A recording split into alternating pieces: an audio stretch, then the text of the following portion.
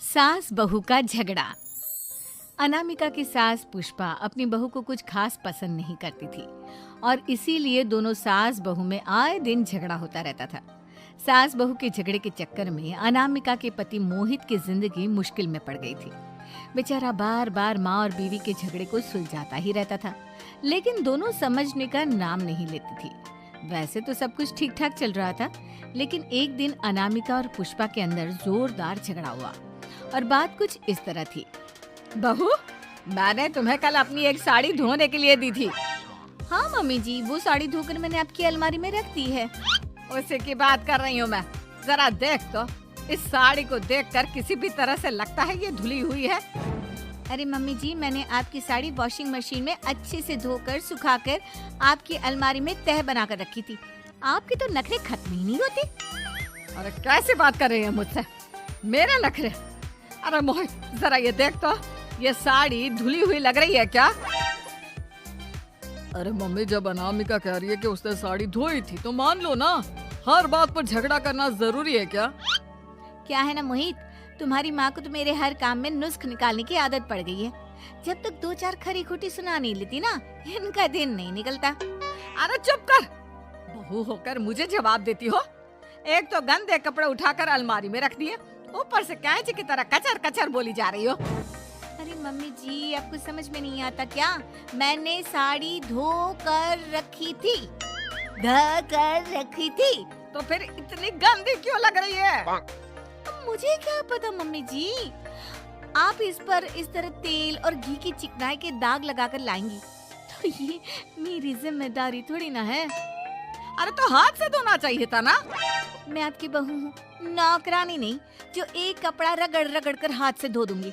आपको पहननी है तो पहनिए, नहीं तो रख दीजिए। तुझे तो मैं अच्छी तरह बताऊंगी। मुझे जवाब देती है। एक दिन सुबह के वक्त, अरे अनामिका, मेरी व्हाइट शर्ट कहाँ है? आज ऑफिस में बहुत बड़ा प्रेजेंटेशन है और मुझे वो व्हाइट शर्ट पहन कर जाना है। मुझे पता है, आपने मुझे 2 दिन पहले ही बता दिया था और आपकी शर्ट मैंने धोकर अच्छी तरह आयरन करके अलमारी में लगा दी है। जाइए वहाँ से ले लीजिए। अनामिका, ये तुमने क्या किया? ये देखो, शर्ट पर लिपस्टिक का दाग लगा हुआ है और ये तो एक जगह से जल भी गई है। नहीं नहीं मोहित, ऐसा नहीं हो सकता। मैंने तो तुम्हारी शर्ट ठीक से इस्त्री करके अलमारी में लगाई थी। तो फिर ये जल कैसे गई अपने आप? अलमारी में लटके लटके थोड़ी ना जल जाएगी। पर मोहित, मुझे अच्छी तरह याद है। देखो, अपनी गलती को छुपाने की कोशिश मत करो। और अगर शर्ट जल भी गई थी तो तुम्हें पहले बताना चाहिए था ना। मैं नई शर्ट लेकर आ जाता। अब ऐन वक्त पर शर्ट कहाँ से लेकर आऊं? मेरा इतना इम्पोर्टेंट प्रेजेंटेशन था, सब खराब हो जाएगा। अरे बेटा, क्यों परेशान होता है? ये देख, मैंने तेरे लिए पहले से ही एक नई व्हाइट शर्ट ला कर रखी है। लेकिन मम्मी, आप मेरे लिए व्हाइट शर्ट क्यों लेकर आई? अरे मुझे पता था तेरा प्रेजेंटेशन होने वाला है और अपनी इस बहू पर तो मुझे बिल्कुल भी भरोसा नहीं। क्या पता मेरी साड़ी की तरह तेरी शर्ट भी गंदी करके रख देती। और देख, वही हुआ ना। बेटा, सारी टेंशन छोड़ और ये नई शर्ट पहन कर जा। थैंक यू मम्मी, आज तो आपने बचा लिया मुझे। कुछ दिनों के बाद, अरे अनामिका, जानती हो, ऑफिस में मेरा जो दोस्त है ना अमर, आज उसका बर्थडे है और उसे तुम्हारे हाथ का चॉकलेट केक बहुत पसंद है। थोड़ा सा बनाकर टिफिन में रख दो ना प्लीज। हाँ हाँ, क्यों नहीं, मैं बहुत अच्छा केक बनाकर आपके दोस्त के लिए रख दूंगी। तुम्हारे हाथ का खाना खाकर तो वैसे ही मेरे ऑफिस के सारे लोग इतनी तारीफ करते हैं, क्या बताऊं। प्लीज एक अच्छा सा केक और बना दो, मेरी तो ऑफिस में शान बढ़ जाएगी।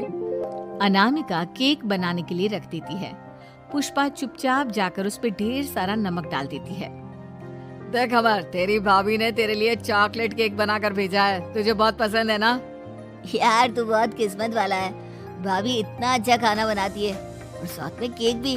वैसे भाभी को थैंक यू बोलना। थैंक यू बाद में, पहले तो ये केक खा कर देख। बहुत मेहनत से बनाया है अनामिका ने। अरे यार, इस केक में तो बहुत सारा नमक है। लगता है भाभी ने शक्कर की जगह खूब सारा नमक डाल दिया है।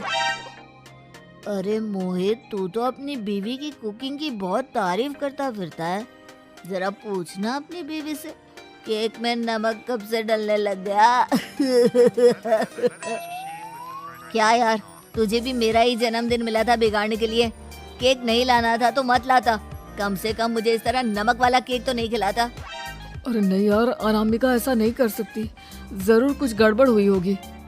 घर जाने के बाद अनामिका, अगर तुम्हारा केक बनाने का मन नहीं था तो ना बनाती, लेकिन मेरी बेइज्जती करवाने की क्या जरूरत थी? अरे आपकी बेइज्जती, ये आप क्या कह रहे हैं? मैंने तो सुबह आपको इतने अच्छे तरीके से केक बना कर दिया था। हाँ, लेकिन उसमें इतना सारा नमक डाल दिया था कि आज ऑफिस में मेरा अच्छा खासा मजाक बना है। मेरे सारे दोस्त हंस रहे थे मुझ पर। अरे बेटा, मैंने तो तुझे पहले ही समझाने की कोशिश की थी।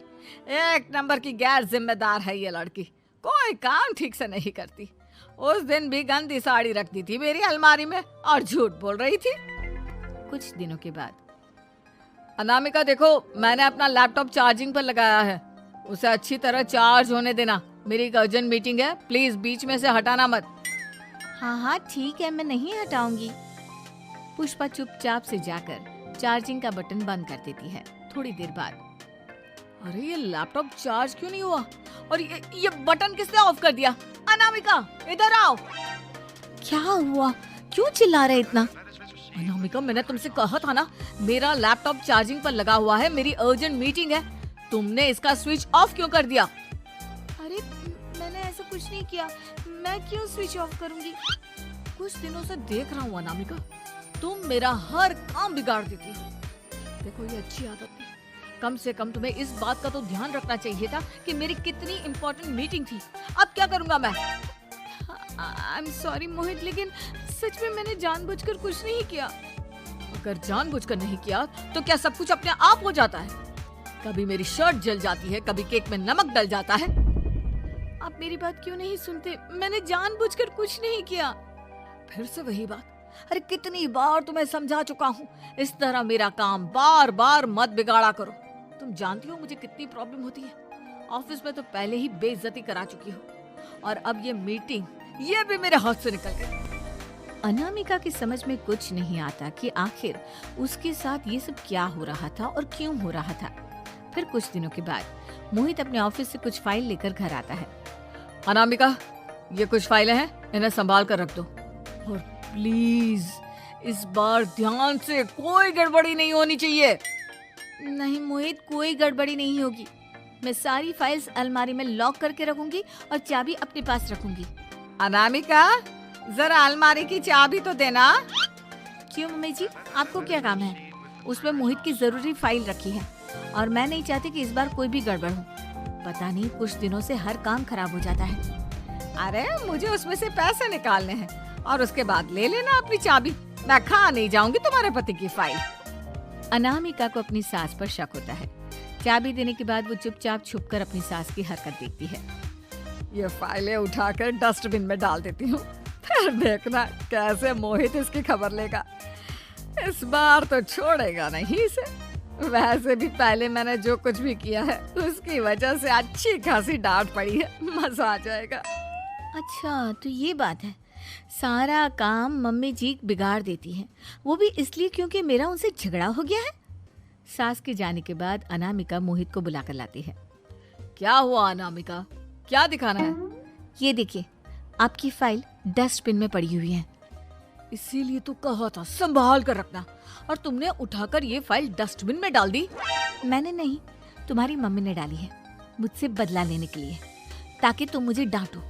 और अगर मैंने डाली होती तो मैं तुम्हें दिखाने के लिए बुलाकर तो नहीं लाती ना। सही कह रही हो, मैं अभी मम्मी से जाकर बात करता हूँ।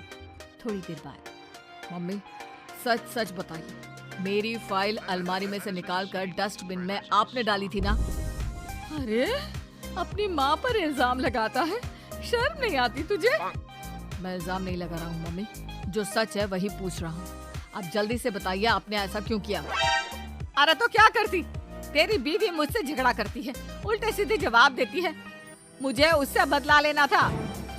अरे मम्मी, लेकिन आप दोनों के झगड़े के चक्कर में मेरा कितना नुकसान हुआ है, ये कभी सोचा आपने? मम्मी जी, अगर आपका बदला पूरा हो गया हो तो आइंदा ऐसी कोई हरकत मत करना, क्योंकि अब आपकी सच्चाई हमारे सामने आ चुकी है। यह तो वक्त ही बताएगा मैं क्या करूंगी और क्या नहीं। मम्मी जी, कहा ना आप ऐसा कुछ नहीं करेंगी। अरे मेरी जो मर्जी आएगी वो मैं करूंगी। मेरा सर घूम रहा है, सास बहू के झगड़े में मेरी जिंदगी का तो कचरा हो गया है, कचरा।